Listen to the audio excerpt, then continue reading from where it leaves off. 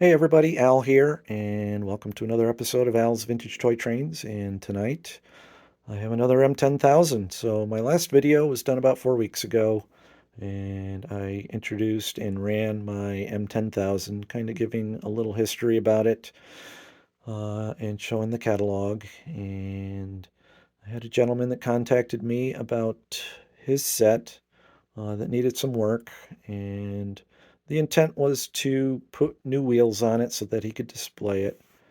And as we kind of talked it over a little more, and after I received the trains to take a look at, we figured maybe we can get these running and operating again.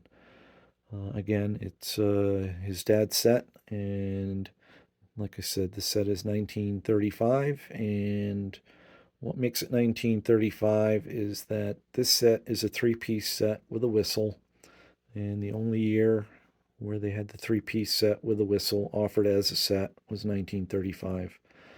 The whistle was new to Lionel in 1935. My set, I believe, is 34 that I posted earlier, and that one does not have a whistle.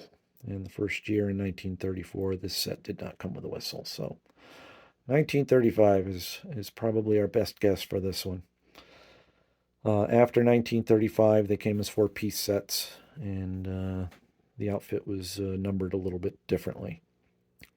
So, what we needed for parts, which I was able to finally acquire after about a week, were 7 wheels and a couple of axles. We needed one of the pickup contact plates that you see in the upper right. Also needed a couple of screws. I had one car, which is the observation that was missing a couple of the screws for the frame. I was able to get a couple of those. We were missing the headlight lens, the clear lens, and so I was able to get one of those and a rear lens for the observation car. The lamp housing here is an original part, so I was able to acquire that since that was also missing from the observation car. So when I got the set, looked like the motor was intact, and we did discover that it had a whistle, and so we went ahead and proceeded to clean out the motor. A lot of grease. The set would not operate; it would just short out, and the culprit for the short was this old wiring, which I've replaced. So you can see the insulation just was falling off the wire and was just grounding out. It was pretty rough shape. So there was no way the motor was going to run with that just touching the sides of the frame of the engine. So after cleaning up the motor, taking out the old grease and the lint, carpet lint and whatnot, the motor runs great.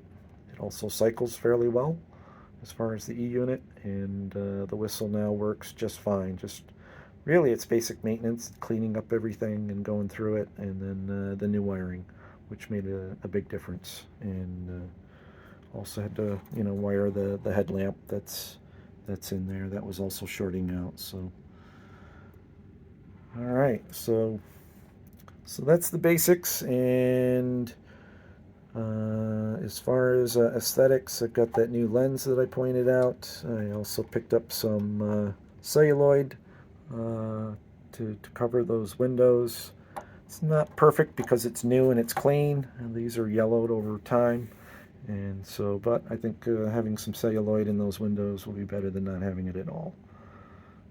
We've got the coach and a little minor warpage here, which is common with these cars to have the frames warp.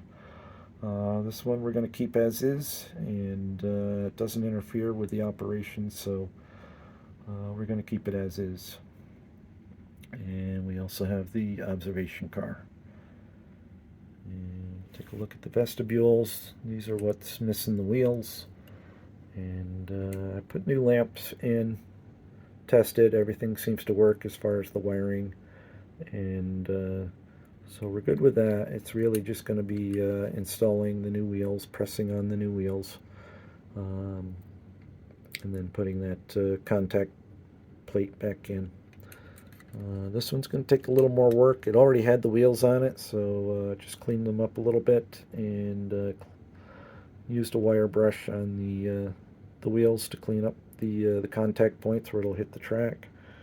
And the one issue here is that fiberboard. The fiberboard's intact, but it pulled out from the frame, so it's going to take a little work. I actually have to pull the wheel off in order to get that fiberboard back in, and I'll have to bend the frame just a little bit there at the top to get the tip of the fiberboard back in, and it's going to take a little patience and time, but we'll get that. And that's pretty much the project. So the intent is to pass this on to his son, who is going to pass it on to his son. So this train is going to see 4 generations of hands that have had this. So it started out with the original owner, the guy's dad that I'm doing the work for. He's going to have it for just a bit, and then he's going to pass it on to his son, who also has a son. And so it's kind of unique that this is going to go through 4 generations, and maybe introduce a young guy into the world of trains. So there you have it. I'll do another video of this train operating when I'm done, and hope everyone has a good time and a good night, and thank you for watching.